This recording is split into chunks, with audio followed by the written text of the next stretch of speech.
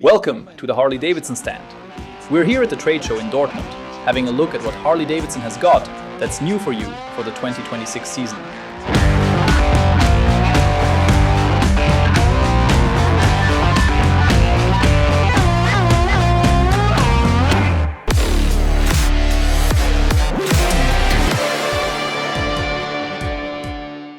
Yes, 2026 has finally got going. It's now early March, the sun's shining in here through the exhibition halls, the rotten weather's behind us, and I'm already properly in the mood for riding again. Harley-Davidson has a few lovely new things lined up for us. Here, at the stand in Dortmund, we're going to have a look at it all together live. We'll let the camera wander, take in the classy paintwork on these classy bikes, and see together how 2026 is going to get us excited. Come with me onto the stand here. Right, I actually wanted to save the best until last, but there is no one here at the moment, so I've got to jump on it. Harley-Davidson Street Glide CVO ST. The sportiest touring model Harley-Davidson makes. Unbelievable, unbelievable. Just the key figures for you quickly.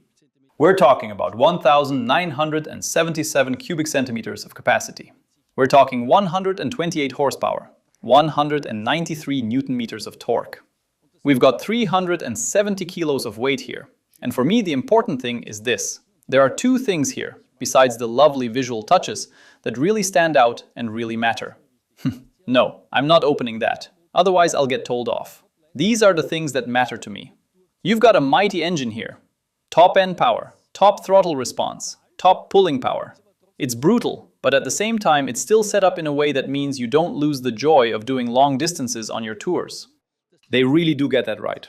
Serving up that brutality in a way, and with a throttle response, that makes it usable, that makes it enjoyable, that lets you really have fun when you're touring.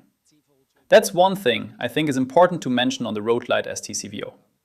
The next thing that matters to me, you've got breathtakingly good brakes on it. And there's a taut suspension setup on it as well, which I'll come to in a moment. The brakes really are a top upgrade compared with the standard models. They let you pull off genuinely sporty braking maneuvers, and that's a clear step up over the regular models. What obviously catches the eye is the paintwork, and that's always very, very difficult at these shows.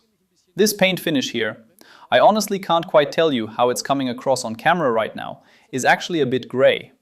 But once you get it outside in natural light, there's also a slightly violet tone coming through. I think you're going to fall in love with it. This paintwork really is breathtaking, and another thing you get here on the CVO ST models is the carbon trim in various places all over the bike. You've also got a sporty suspension setup, but it is adjustable. So you can fine-tune it a bit, so it doesn't have to feel quite so taut and firm. All in all, you might remember it from last year. The Road Glide CVO ST, and now also in the Street Glide ST. A bit more compact at the front, for those who don't quite warm to the big, bulky, but commanding Road Glide ST in the same way, and prefer the Street Glide, now here as well. I think I've already talked plenty about the red rocker covers. I just love them, and I'm sure CVO customers will love them too. Let's keep moving, let's have a look at the next model. The Limited. The Road Glide Limited. In principle, this is now the other extreme, the very top end of Harley-Davidson's range. We're in the Grand American Touring segment here.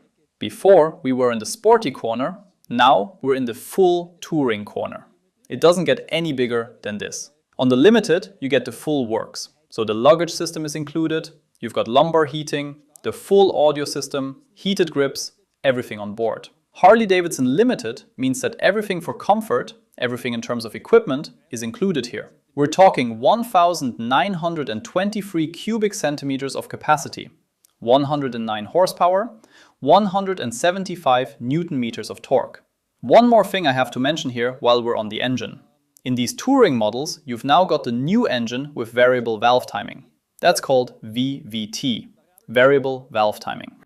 Variable valve timing brings several advantages. But what really matters to you in practice? You get slightly lower fuel consumption, slightly lower emissions. But what really matters to you in practice is this. Especially at lower revs, at lower speeds, when you're riding 2 up, those lean running engines could sometimes be a bit of a challenge, because the throttle response was no longer buttery smooth and gentle. And they've really nailed that with variable valve timing. So you get that breathtakingly smooth, composed, relaxed, and yes, approachable riding behavior. And I think that's the big advantage of these VVT engines. That approachable, harmonious, easygoing, composed character, especially when you're riding 2 up at low speeds. So that's that on the 2026 Road Glide Limited. Maybe the cameraman will come over in a moment, and then we'll have a look at the color options. I already think it looks properly good, just as it is here in white. This white, oddly enough, actually comes across really well under the trade show lighting. It's got a lovely sparkle to it. I'm sure once the sun's out, the paint will really come alive as well. But the other paint options will win us over too. I'm pretty sure of that. When it comes to paint and finishes, I honestly wouldn't know which manufacturer could keep up here. When you see a whole load of bikes parked somewhere, something like this really stands out. And the other models here on the Harley-Davidson stand as well, with the paint options they've got, there's clearly a huge amount of attention to detail in them. But let's keep moving, folks. Right then, next I was going to show you the Nightster. Actually, let me show you something else first. A bit of personal indulgence, folks. Pure personal indulgence. I rode this one last year at the Pannonia Ring. Pan America in the ST version. And for anyone who hasn't seen that video, I've got to sing its praises all over again. 17-inch wheels on it. Lowered suspension. 152 horsepower. Hang on, let me check the crib sheet now. Does it have 152? Yes, I did remember it right. 152 horsepower. It goes so unbelievably well. It feels as if it was always meant to be built this way. That 17-inch front wheel on this bike. The way it tipped into the corner was so harmonious and so linear. Please do watch the video from the Pannonia Ring. I've got onboard footage in there as well. You can see how I was able to keep up with the other lads, and just what a lovely riding experience it was. You wouldn't believe how harmonious, how approachable, how direct and precise this bike is to ride.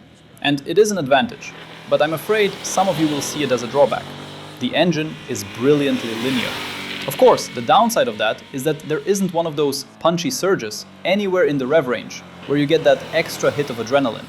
What you get instead is this ultra-linear torque curve. Superb throttle response from the twist grip. And that's exactly what makes it genuinely usable and easygoing, with acceleration that's pleasantly easy to meter out. You can really pick your lines precisely, get on the throttle early, and place the bike exactly where you want it, sending exactly the right amount of torque to the rear wheel. The power delivery is more understated than you might expect from those 152 horsepower. And that's down to that linear delivery. Not everyone will like that, but the technocrat in me says it's breathtakingly good. Brilliantly done.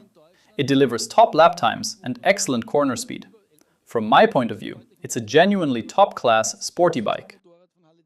The sportiest bike currently in Harley-Davidson's entire lineup, the 1250 ST Pan America. But now let's move on to another bike, and that is the Nightster Special. Unfortunately only, and I don't mean that dismissively, the standard Nightster isn't here. Because the standard Nightster without the special package is, I think, 11,200 euros in Germany, so well under 12,000 euros.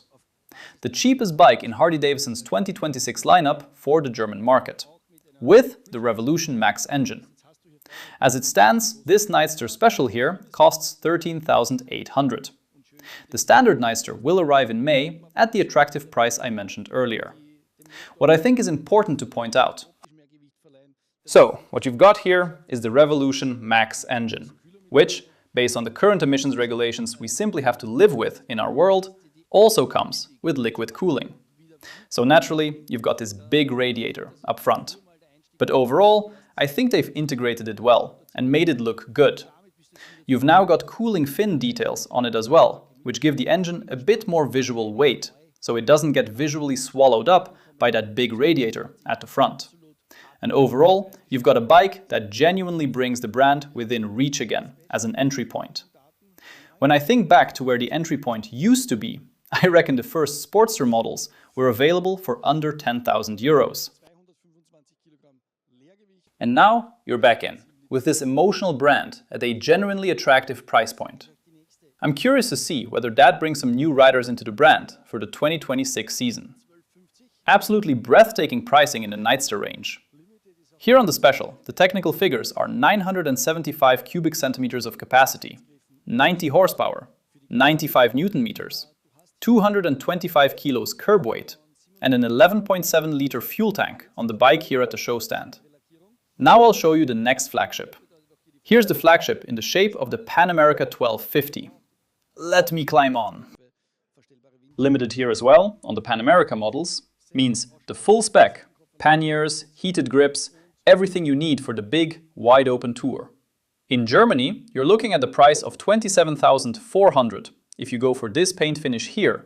So, the nicer, more eye-catching one. Limited means full equipment here too.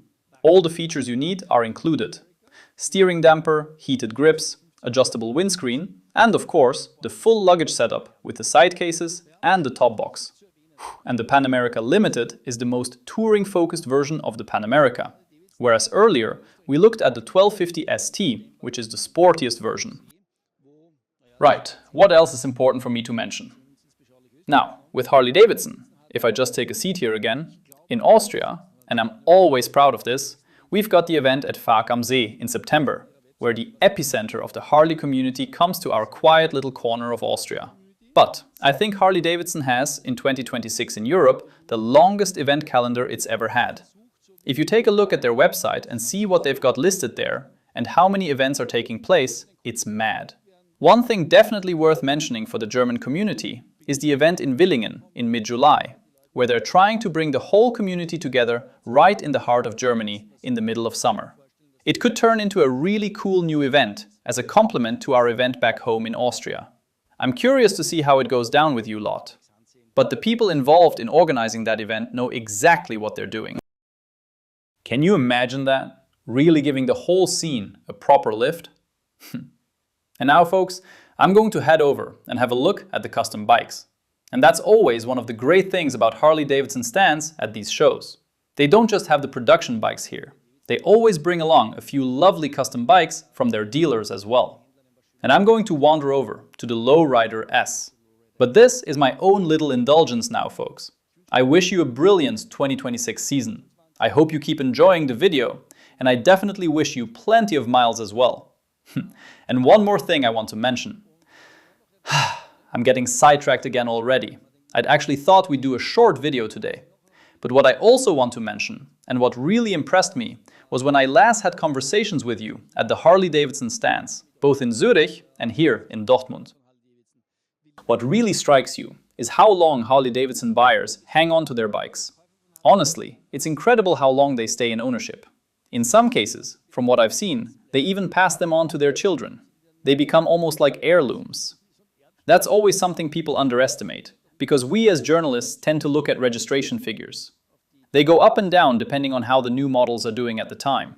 But if you just look at the Swiss market on its own, and Switzerland is a relatively small country, there are 50,000 Harley-Davidsons in the hands of the Harley community there. And they simply never leave the country. They don't get scrapped, they don't get taken off the road. These things keep running for generations and keep making people happy for a really long time. I find that breathtaking. In Germany, I think it's more than 200,000 in circulation, and in Austria, close to 30,000. So these are huge numbers of bikes on the road. And for me, that puts the purchase price into perspective a bit as well. Because I think, well, in principle, my children could still be enjoying it one day. But that's enough of the digression and getting sidetracked. I'm heading over now to have a look at the Lowrider, and I hope you keep enjoying it. Do drop your comments below about the Harley events in 2026. Which ones will you be going to and enjoying with the Harleys? Stick it in the comments below. Maybe we'll see each other there.